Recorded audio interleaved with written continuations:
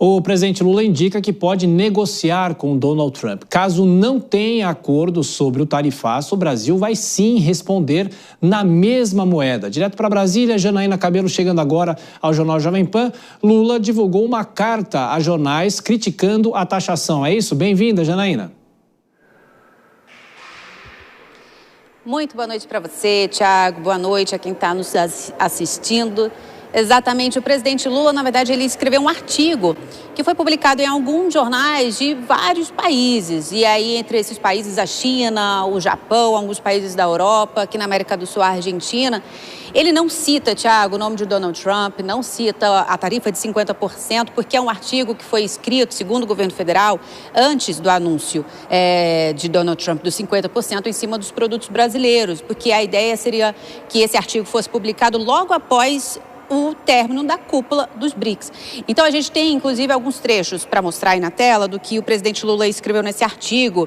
Em um dos trechos, ele escreve o seguinte, que a lei do mais forte ameaça o sistema multilateral de comércio, que tarifas abrangentes interrompem cadeias de valor e empurram a economia global para uma espiral de preços altos e estagnação.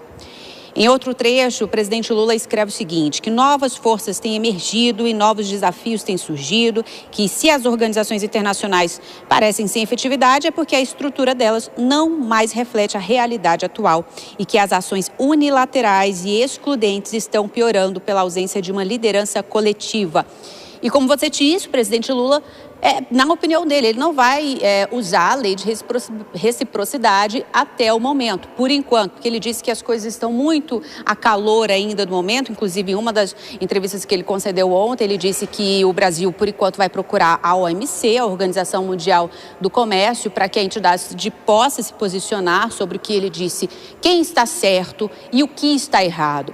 A lei de reciprocidade econômica, Thiago, ela foi recentemente aprovada, então ela ainda precisa ser regulamentada. Então, a qualquer momento também o presidente Lula vai editar um decreto que vai conter ali todas as diretrizes, regras de como essas contramedidas podem ser aplicadas contra os Estados Unidos.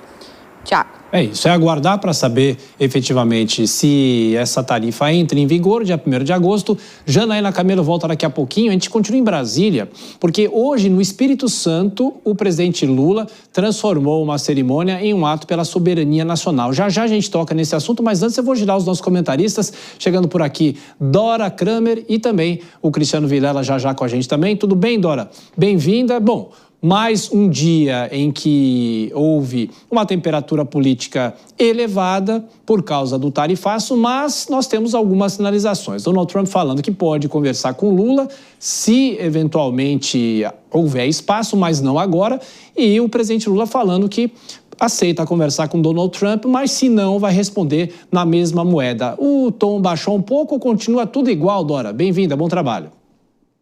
Boa noite, Thiago. Boa noite, Vilela. Boa noite a todos. Olha, eles dizem o que é necessário falar agora. Por exemplo, o Trump, quando perguntado se falaria com o presidente Lula, ele não poderia responder, não vou falar, ou não vou falar. Ele deu a resposta possível. Por enquanto, eles ainda trocam essas declarações, hoje num tom um pouco menos hostil, mas eu acho que ainda é desnecessário, é insuficiente, melhor dizendo, para que a gente chegue à conclusão que, olha, já estão prontos para uma negociação. Não, a coisa ainda não chegou nesse campo dos presidentes. Eu fico só observando, e daqui a pouco a gente vai ver o que disse o presidente lá no Espírito Santo, que a oposição sofreu vários baques, né, por causa do tarifaço do Trump. Nessa semana, vários baques, a agenda da anistia sai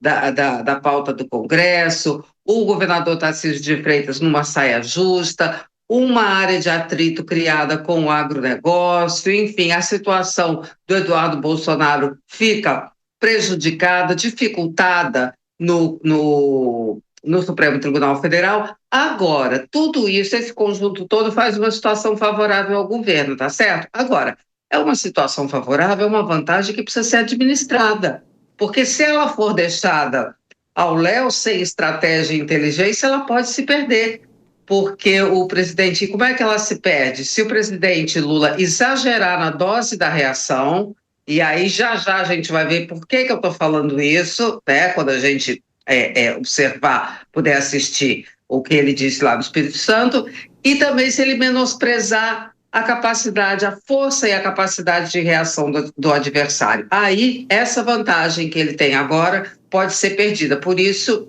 que eu digo que, neste momento, daqui em diante, melhor dizendo, o presidente já deu a resposta política cabível e daqui em diante ele precisa administrar essa vantagem se não quiser perdê-la. Pois é, daqui a pouco a fala do presidente Lula no Espírito Santo, mas antes vou receber aqui o Cristiano Vilela. Tudo bem, Vilela? Bem-vindo. E aquele ponto que a gente já falou muito nessa semana, ontem principalmente, qual seria a possibilidade, qual seria a saída, já que não é uma questão econômica, é uma retaliação econômica por causa de questões políticas, né, Vilela? Bem-vindo. Tiago, uma ótima noite a você, a Dora, a todos que acompanham o Jornal Jovem Pan. Olha, nós já tivemos uma série de situações semelhantes a essa do Brasil. É evidente que cada país tem a sua peculiaridade, mas nós tivemos já anúncios de tarifaço do governo americano em relação a uma série de países do globo. E, de uma forma geral, o que esses países buscaram foi fazer um tipo de negociação. Aliás, tivemos casos, inclusive, mais difíceis até, com rusgas históricas mais significativas do que o caso brasileiro. E, de uma forma geral, se buscou uma composição. Os estados afetados com esse tarifaço acabaram se movimentando, buscando um diálogo técnico no campo da economia, no campo das relações institucionais, das relações internacionais, e acabaram conseguindo chegar num consenso.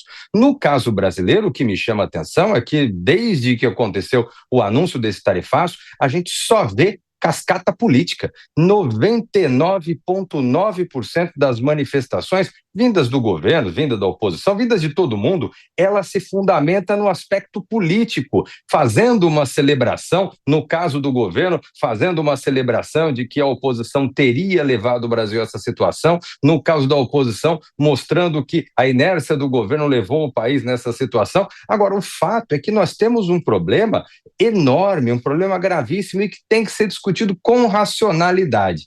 Enquanto não se sair do palanque, especialmente o governo, que é quem tem o dever institucional, enquanto não se sair do palanque, infelizmente a gente vê distante uma negociação e a gente vê distante um acordo que seria fundamental para os interesses do Brasil.